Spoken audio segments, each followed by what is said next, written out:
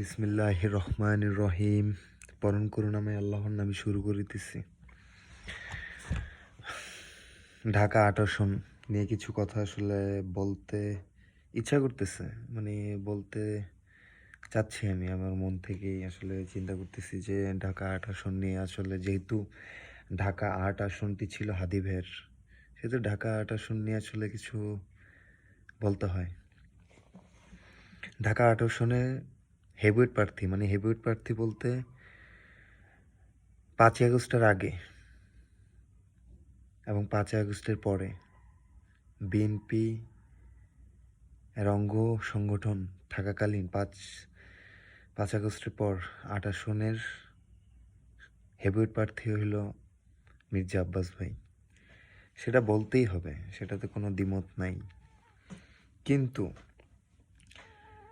যখন হাদি ভাই জনগণের মনের মধ্যে জায়গা করে নিল, হাদি ভাই যখন মানুষের অন্তরে জায়গা করে নিল, মানুষ যখন হাদি ভাইকে মনে প্রাণে চাইলো, ভালোবাসলো এবং যে পরিমাণ জনস্রোত,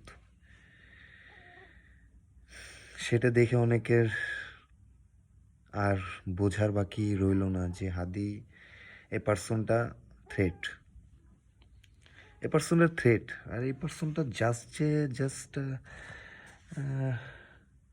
আর্ট আর্টের কারণে যে সে থ্রেট এমনটা না, সে পুরো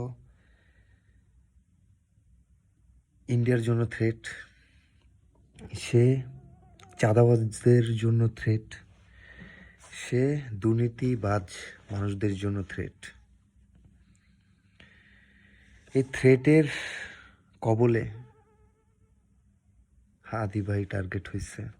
হাদি ভাই টার্গেট হওয়ার মূল কারণ হয়েছে তিনি কোনো কথা চেপে রাখতেন না, সব বলতেন, সব এভরিথিং বলতেন এবং ক্যামেরার সামনে বলতেন, স্পষ্টভাবে বলতেন।